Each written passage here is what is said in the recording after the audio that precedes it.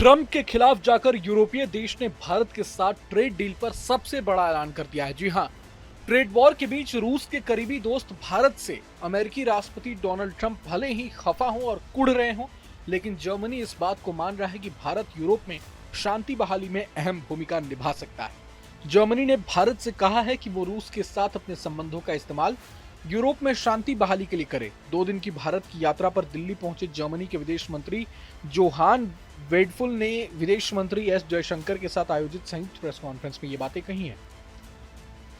विदेश मंत्री एस जयशंकर और जोहान वेडफुल ने वैश्विक चुनौतियों पर भी गहरी चर्चा की और भारत जर्मनी के बीच व्यापार को दोगुना करने का भरोसा जताया।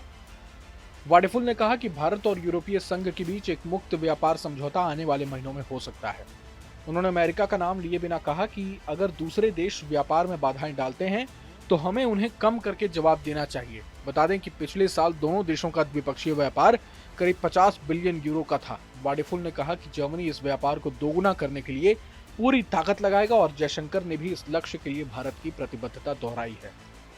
वहीं यूक्रेन में शांति बहाली के मुद्दे पर जर्मन विदेश मंत्री जोहान वाडेफुल ने कहा कि पीएम मोदी ने कुछ दिन पहले राष्ट्रपति पुतिन से मुलाकात के दौरान यूक्रेन में शीघ्र शांति समझौते की आवश्यकता पर भी जोर दिया था, जो हमारे लिए महत्वपूर्ण रहा है। हम यूरोपीय लोग अपने अमेरिकी और यूक्रेनी मित्रों के साथ मिलकर इस युद्ध को जल्द समाप्त करने के लिए हर संभव प्रयास कर रहे हैं। उन्होंने कहा कि मुझे पता है कि हम हमेशा अपने भारतीय मित्रों के साथ पूरी तरह सहमत नहीं होते और इसीलिए मैंने आज इस बात के पक्ष में बात की कि भारत रूस के साथ अपने संबंधों का इस्तेमाल यूरोप में शांति बहाली की आवश्यकता पर जोर देने के लिए करे और मैं यहाँ हुई खुली चर्चा के लिए आभारी हूँ।